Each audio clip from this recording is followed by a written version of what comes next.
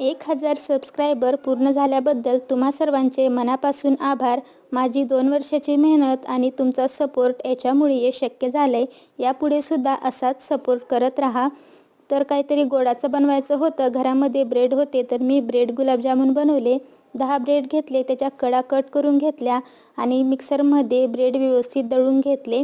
आता याच्यामध्ये अर्धी वाटी दूध टाकून व्यवस्थित ह्याला मळून घेतलं। अर्धा चमचा तूप टाकून याचा एक गोळा बनवून घेतला।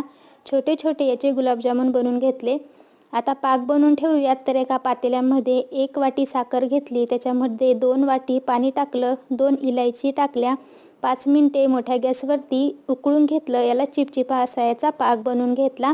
पाक तयार आहे। आता गुलाबजामुन तळून घेऊयात। तर बारीक गॅसवरती गुलाबजामुन चांगले तळून घ्यायचे, त्याला छान सोनेरी रंग येईपर्यंत, आणि नंतर पाकामध्ये भिजत ठेवायचे। Like, share, subscribe. थँक्यू।